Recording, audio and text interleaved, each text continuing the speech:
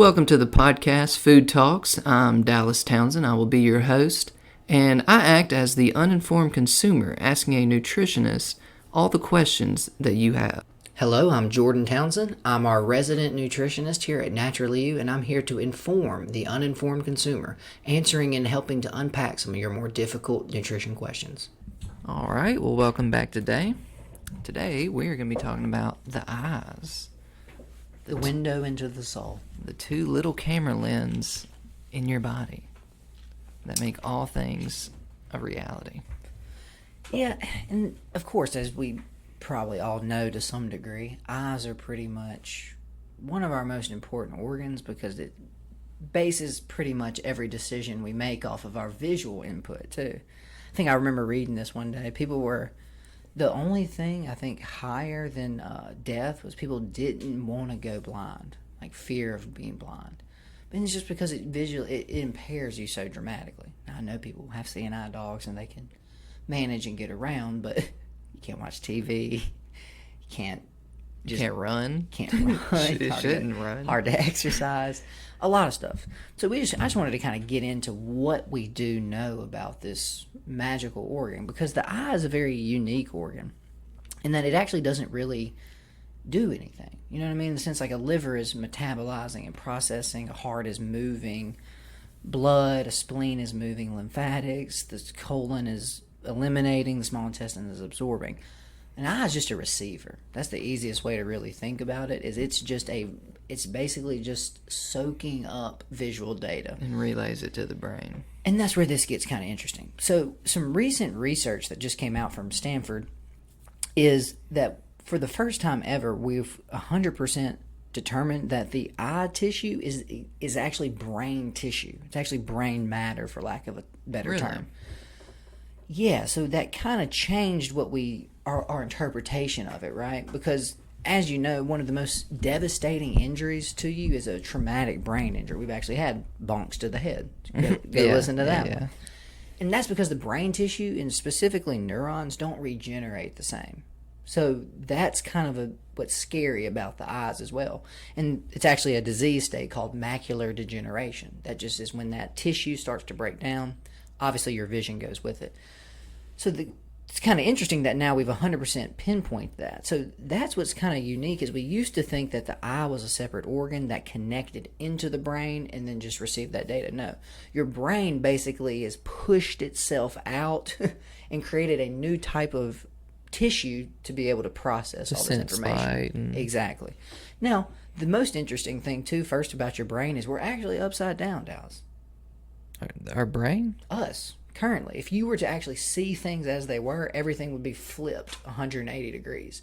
So when that image actually hits the data in the back of your brain obviously flips it over for you so you can process it logically. It's not going to help us as much if things are running above us, right? Like imagine if something was charging you, but it was coming from the ground above, not the sky.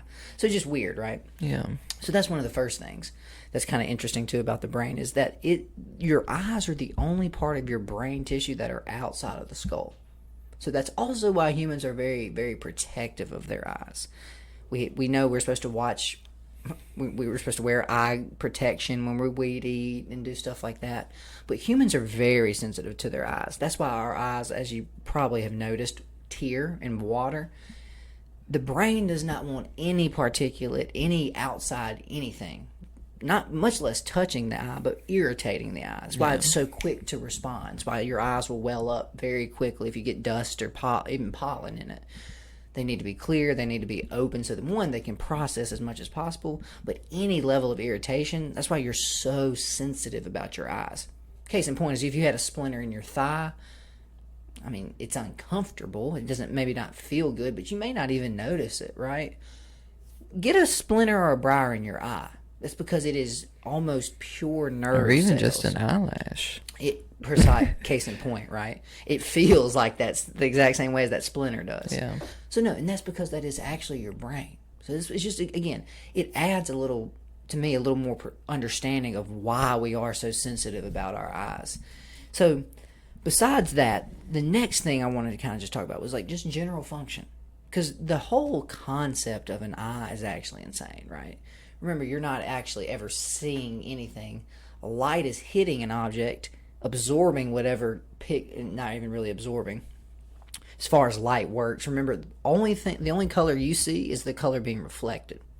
So this green lanyard on my keys, the only color not being absorbed by this lanyard is green. So that's what's even more interesting, and that's weirdly with plants. The reason most plants, like grasses and stuff, are green is the least photovoltaic, meaning it does the least for the plant as far as photosynthesis is concerned. That's why chloroplasts are green. They block out and reflect the low nutrient light. You know the best light? Red spectrum. The long wave. Interesting, right? Yeah. So no, kind of makes a little bit of sense. And that's why, too, when things die, the only thing that's left is just that brown, basic, simple. So no, again, just interesting about how we actually are perceiving our world and what we're actually seeing. Now, that's when you get into some more structure. We obviously have the retina and the cornea and all that stuff. But the real interesting thing are those things called rods and cones. Because you got to remember, humans are very special, right? We see color.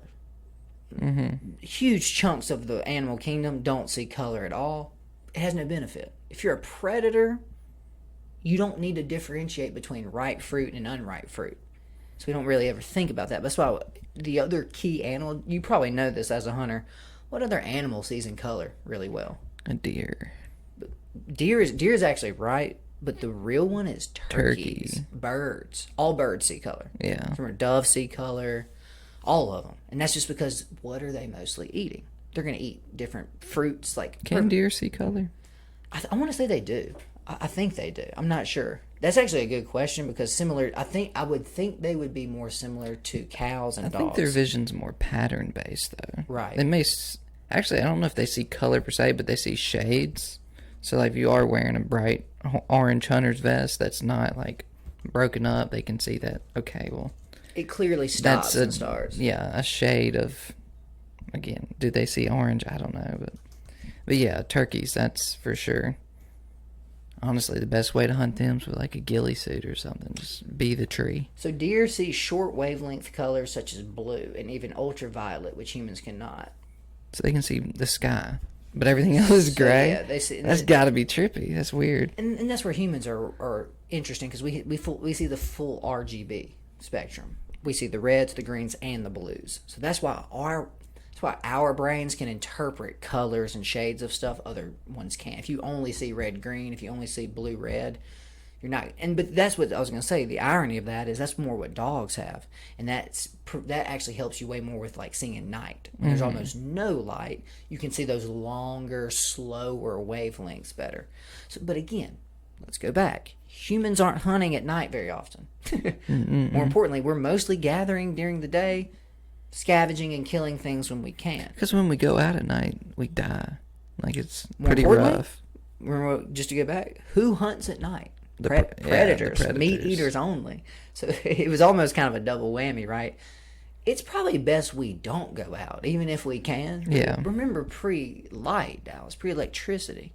Unless you have a torch that you can carry and keep lit, it's pretty dark. There's no way for you to navigate. It's also why you and I have talked about this personally some. It's why full moons are surrounded by so much like superstition. Because during a full moon, once a month, you can truly see as if it's daylight to a degree, right? It's not that bright. But I've stood on my street before, and you can see pretty much about 30, 40, 50 yards down the street. Remember we used to play Spotlight at night? Oh, yeah. When Austin... At Deer Camp? Cousin... Well, at the house, too. His cousin Dustin used to come over. Yeah. Now you really hit me, Miss. And we were running around. I remember he came over. The plan was he's coming over this weekend. Well, we were kids. We didn't check the calendar. Full moon. So we try to play in the dark Spotlight with flashlights. I see you. I can see you standing down by my house, like 100 yards away. Which is even crazier, right? Yeah. But you see where all these werewolves and like weird things happening, because of course, if you see an animal moving around at night, well, normally you don't see him. Yeah, you just full hear moon, hey, what is that? So it's just kind of interesting, right? So yeah, that's where we're kind of special, more than anything. So I wanted to talk a little bit about these. You mentioned rods and cones. Yeah, that's exactly what I'm on right now. So I just want to get this exactly right. So yeah, rods cannot distinguish colors, but are responsible for low light, monochrome vision. So that's what, funny enough, helps you when it is dusk. And that's the thing. You've obviously been in a low lit room. You can see a little bit, and more importantly, once your eyes adjust, you can. So humans have low rods, I would guess, if that's for lower light vision, because we can't really see in lower light. Yes, yeah, so rods are distributed throughout the retina, but there are none at the fova and none at the blind spot. Rod density is greater in the peripheral retinas than it is in the central. So yeah, we have more overall, and that's why you can kind of see, like, more importantly, they're just picking up the fuzzy details of way out here. Got my hands exposed here. Now, cones are responsible for color vision, and they require brighter light to function than rods. Most of the times there's 3 types of cones, and that's where, again, like I was saying, we're special. We have the R, the G, and the B. We have red, green, blue color, whereas as we just talked about deer, they see way more of the blue, ultraviolet, red side of the spectrum. But deer are active at night, so there's almost no reason for them to be able to see every single different color. More importantly, if you're eating mostly just grasses, maybe some acorns, something like that, fruit and things like that aren't a major part of deer's diet, you don't need that. You're more of a grazer. Whereas you get over to birds and humans, hey, half of these blueberries aren't ready. So if I just start eating them indiscriminately, I'm not going to get as much nutrition. Yeah. Same goes for birds and things that eat more things like seeds and fruits. So it's funny how it makes sense. Now, birds are also, as you probably know, some of the best hunters. So they can actually need to be able to see insects and stuff like that. A lot of insects, as you're probably aware, are brightly colored. So it's just funny how these things have kind of lined up this way. It makes perfect sense. So the main thing to take away that from that, with as far as our eyes, is human eyes are some of the most complicated, but they're not even close. Because when you get into, I keep talking about birds, but I'm sure you're aware of hawks, right? Mm-hmm. So hawks are kind of insane because they can be they're the ones that are up sometimes a mile or even 2 and can see a mouse in a field. More importantly, they can dive and hit the mouse specifically. So that's what's even crazier. Some of these eyes out there, especially in nature, are better than cameras that we can create. And as humans usually do, a lot of the technology we've pulled as far as how do you make a zoom that doesn't lose its clarity? Study the eye of something that can do it already. So that's what I think is just most interesting more than anything, is how many different versions of eyes we have. Because I remember Cock of the Walk used to have goats out there at their little pettings. Have you ever seen a goat eye? Yeah, it looks scary. They have a rectangular, demonic. They have a rectangular retina. So even stranger, right? Yeah. And that's the thing. If you ever want to, just go look up different animals' eyes. It's honestly insane. From frogs to snakes to horses to cows. Cats can go from really big pupils down to freaking just. Well, see, that's a big misconception. People think that cats are nocturnal. They're actually not. There's a word for it I can't remember, but they're actually both. So they need to be able to see at night some, but cats actually prefer to hunt during the day. They will be more active at night if they need to be, but they're not like inherently. Dogs. They're not like dogs and stuff. They can actually see in the dark. More importantly, you start getting into like different animals like the lemurs and some of the monkeys. You got some eyes that can literally see like it's daylight in pitch black dark. So it's just insane what nature can do when given a problem. Hey, well, what's your food source and when do you hunt? I mean, humans we don't have robotic eyes yet, but we have technology like where we can see in the dark. But you see how we had to get there. Evolution didn't adapt our eyes. We just built a machine and we can just do this now. Well, yeah, and that's what's even more crazy. Because again, one thing I was just going to talk a little bit more about this Stanford research. I'm glad you brought that up. Is they've actually been trying to do these studies. Because again, that's the biggest question. Light bounces into our eye. How does our eye convert chemical light energy in a pattern and interpret that into anything we can use? So that's what they've been trying to figure out. And the way they actually studied it, I thought was really cool. They hooked people up to these machines that were basically monitoring the brain lobes. It was watching the different neurons and the different areas. And what they did was they had people play video games.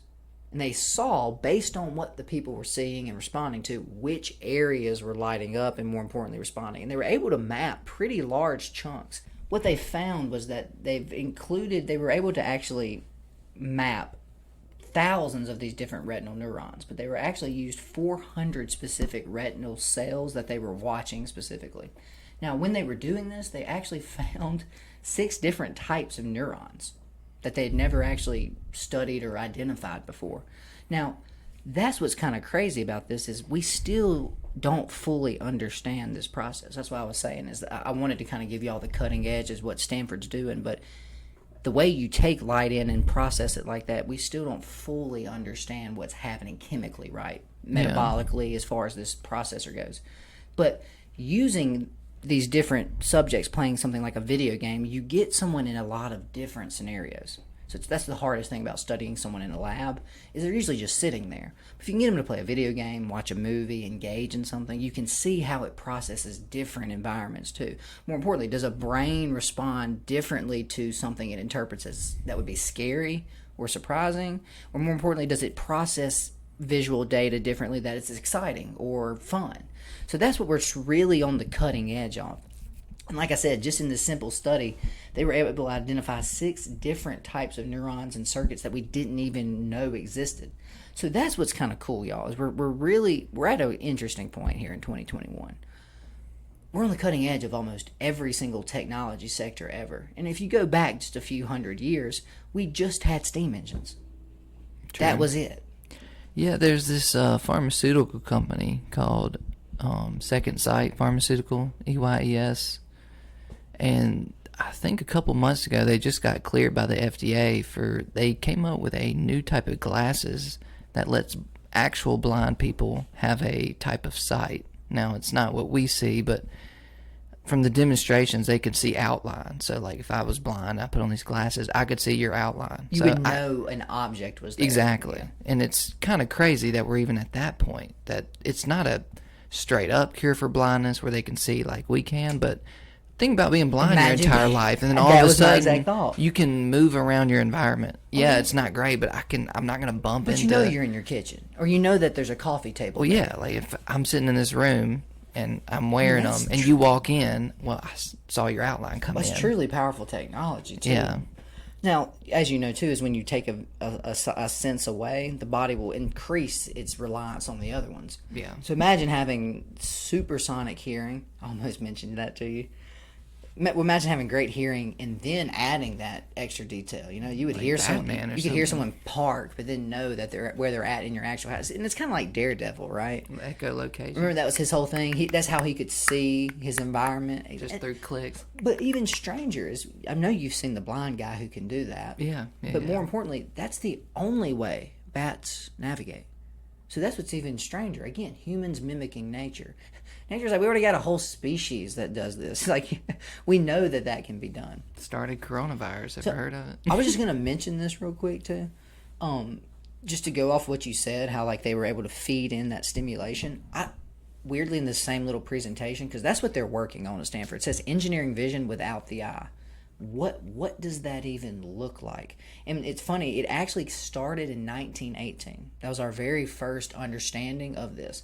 So a doctor was doing brain surgery to remove a brain fragment from a bullet wound, and the patient was stimulated with an electrical current, and he reported seeing small flashes of light in his visual field despite the absence of such light.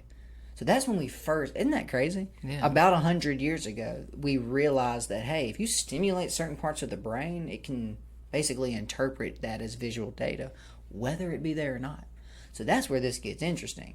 You got to now build the machine that can absorb that reflected light and then tell the correct parts of the brain what you're seeing. This is kind of a spin-off, but it made me think about it a little bit.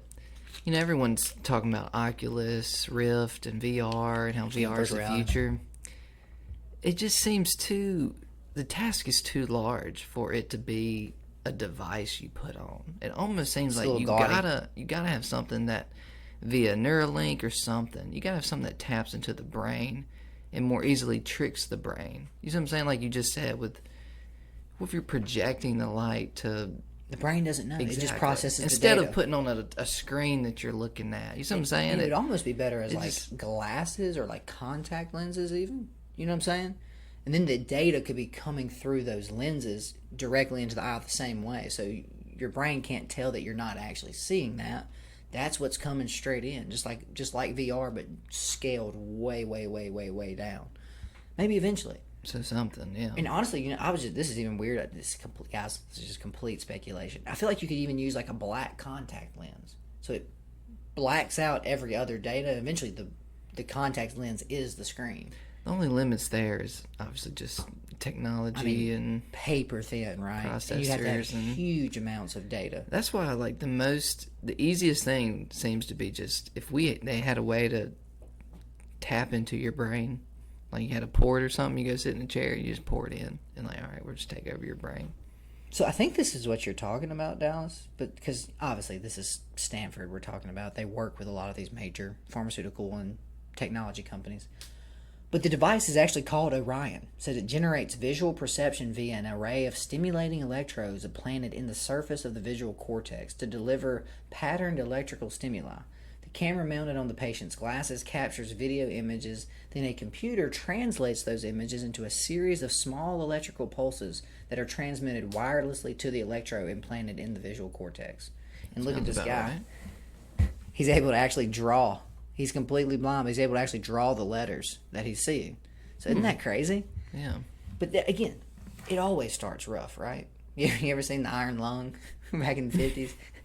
Now we have ventilators, right? Yeah. So that's what's always, it's nice to remind people of it. Just because it's real clunky and awkward now, give it 10 years. Heck, nowadays, give it 5. It's amazing how much faster stuff is moving. As, again, our computing processing goes up, more importantly, our manufacturing abilities. That's why I say things are getting wild. In the 1800s, hey, we can make a lot of clothes fast. That's it? That's it. We got a loom. We are having a chip shortage, though. Yeah, we are, but again, all that does is drive up more interest in making chips more accessible. Seems like and cheaper, the only right? place they can build them is Taiwan. I don't understand. Like, if you have a shortage, build them, figure it out, build them somewhere else. Arizona, it's the only place we can build I actually them. read that recently. It seems like a terrible location for a chip factory because it's in a desert. You won't, because water is the biggest part of that a lot of times. That's why Taiwan's struggling right now. They're in a drought. Yeah, and guess what? Arizona, their temperature is supposed to get up to 116 next week.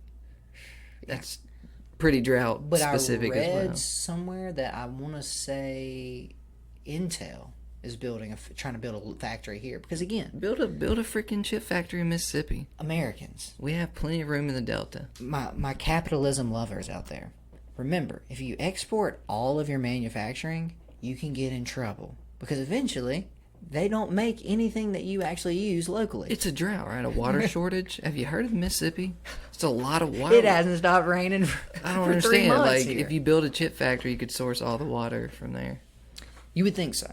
Again, they're probably looking at cost, tax. You know how business works. Oh yeah. God forbid we bring manufacturing back to America. All of that to digress, and let's actually talk about the food side of this, right? Yeah. Because this is Food Talks, even though we always like to just explore the whole topic. So before you get your robotic eye, what can you do to save your eyes now? Yeah, So because mine are falling apart. I can see less and less every day. you got the short end of the stick, right? Genetically. I have good eyes, but I had to wear braces for 2.5 years. Imagine if I was born in the 1800s. What do I do? Again, legitimately. I think about this a lot, Dallas. I just don't think those people would have gotten married and had kids. I don't want to be like a reductionist negative person. Well, I feel like I would have married just a dog. Like just a rough looking. Because I can't. Wow, you're beautiful. More importantly, what's your job? Don't tell, what's your what's your craft 300 years ago if you can't see? Something close up. Something. Tinker Tiny, yeah. Work in a studio somewhere. Great. So that's all I'm thinking. It's like, I think the problem is we find corrective lenses. Well, now people just wear glasses and continue to reproduce and pass their port. It's the only issue with when humans do something like that. You fix the problem, but you don't fix it on a genetic level. Now, we've already talked about CRISPR and all that stuff. I mean, what causes? I have an astigmatism. Is there anything that causes that, or is that really just genetic? You're born with it. Astigmatism is the shape of the eye. But again, Dallas, think about it. If our parents, one of them had a slightly misshapen eye, and then they keep passing that that gene down and down and down and down, it begins, as with any generation, it becomes more and more mutated. It becomes more and more pronounced. That's why, again, why do most people who have red hair come from Ireland? Well, most of the people who are getting married and having kids with red hair lived in that one place. So it's not that that gene doesn't exist anywhere else. It's just so suppressed everywhere else. So the problem with that is humans fixed the problem physically, but we continue to pass those bad information and instructions on. So the problem is that as it goes on, they're only going to get worse. Plus, you add screens to that. You add artificial light to that. We have so much extra burden on our eyes than we ever have before. I could try to get like LASIK. Yeah, and then they go in and reshape. Mom has had. She's had LASIK before. She's had that where they go in, they actually reshape the eye to get it to, because that's what the problem is when the astigmatism and that stuff starts to happen. Just like with any lens, make it an oval all of a sudden. Well, the light refracts differently, and that's why you can't see properly. So that's where it gets even trickier, though. So again, you got the short end of the stick there. I'm going to be dad. I'm going to refuse to get glasses until I'm 50. Even when you need them. We pray. So I just want to talk about some of the different foods. Now, because this is brain tissue, there's a lot of overlap with eye nutrition and brain nutrition, as you would imagine. And that's most nutrition anyway. Omega-3s, B vitamins, all that stuff helps your liver, your heart, your brain, most things. So I just want to go through some of the obvious sources here. So they have lutein listed as one of them. Now, that's mostly going to be present in things like broccoli, Brussels sprouts, collard greens, corn, eggs, kale, pretty much all your green leafy vegetables, spinach, squash, all those types of things. And again, that's what I can't remind people enough of is remember, when you eating healthy is more than just trying to look good, right? I want to be skinny. No, remember, when you eat healthy, you also give your body all the stuff it needs to actually continue to operate properly. When you eat unhealthily, you're starving your body of vital resources. So that to me is kind of the biggest thing you want to pay attention to anyway, is remember, there's a lot of these things that aren't, because again, y'all might be wondering what lutein is. Lutein is just a naturally occurring carotenoid. So think similar to beta carotene, right? Because we've always heard, right, eat your carrots, right? That's vitamin A. Just shove them in your eyes. That's in that same group, but see, lutein isn't even a vitamin. It's a separate, just what we call a phenol compound, something present in these plants that helps support the body as it is. So just to get back to our list here, like I said, eat your good greens. More importantly, the interesting one, the only one to me that stands out of this whole group, is papaya, oranges, nectarines, kale, eggs. Eggs are on the list. So weird, right? That's why I say egg is a very interesting food because it's very high protein. It's also very high fat, but it's also because it's got that yolk in there, it's got a lot of real interesting, specific stuff geared towards the rest of life. So it has a lot of stuff in it that even like chicken will not have in it. So the next big one, obviously, omega fatty acids. Because your brain is 65% fat, your eyes have a lot of that in them as well.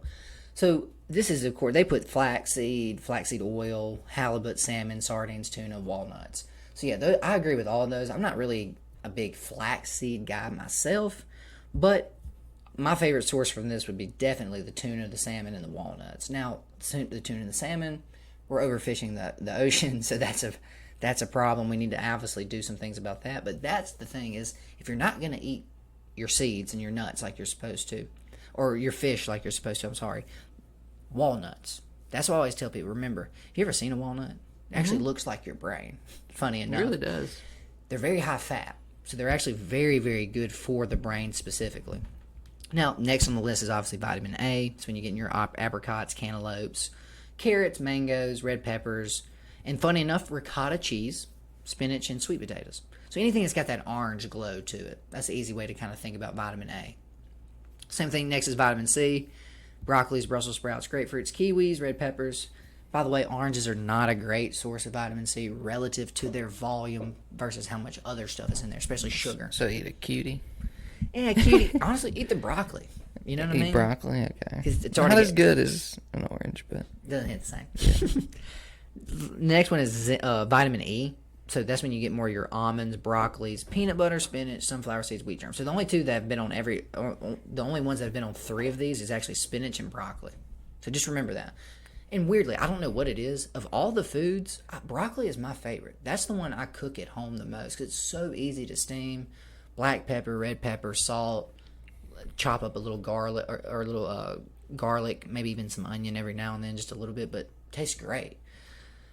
Last but not least is actually zinc. So I thought that one was kind of interesting. So that's more your chickpeas, oysters, pork chops, red meats, and yogurt. So notice a stark difference there all of a sudden, right? You got to go real hard animal side of this thing. Now chickpea being one of the only grain types, but just interesting, right? Mm-hmm. That's why I can't stress to people enough. You got to eat a balanced diet. You got to have the vegetables. You got to have the nuts. You got to have the seeds. You got to have the legumes. You got to have the meats. Where do cupcakes fit into all this? Remember that food pyramid? They're at the tip top, sugars and sweets. I can't get any vitamin A from a... Okay. Like you can, but again, we've talked about this. The sugar and stuff in there blocks the absorption and prevents those things from being absorbed. So your body prioritizes calories first over vitamins or minerals. Yeah. So, not that they won't help you. They're not going to do what you obviously want them to. And that about wraps up eyes, though, Dallas. I don't really know, unless you had any other specific kind of interesting little questions. I don't really know anything else to talk about them specifically.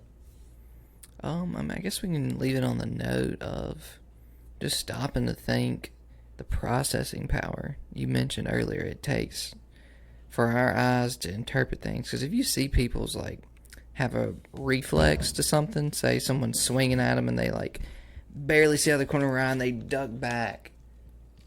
Just it's milliseconds on milliseconds of reaction time that your brain have you ever seen how can that see works? it and interpret it. Yeah, it actually skips the brain. Skips the brain. So reflexes are actually a very interesting thing. A lot of times when you jump or move, so remember you have a central nervous system, right? So if the body interprets something as enough of a threat, it will actually, instead of engaging the brain with what that data is, it'll skip the brain and go directly to the muscles. So that's why a lot of times when you flinch, you can't really control it. And what that is your body thinks it's saving you. So what it'll do is it'll route it to the muscles first, and then it'll reroute it to the brain.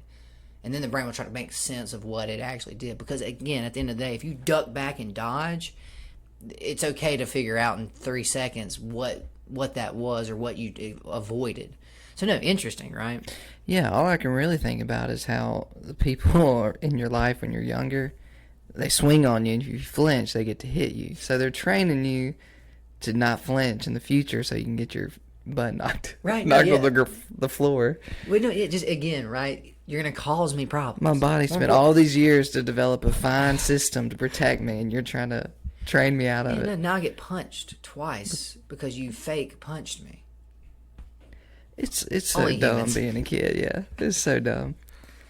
But all right, I think we covered the spectrum of eyesight. I'm sure there's some particular disease we left out, but if y'all enjoyed that, drop us a like, follow, comment, and we will see you next time.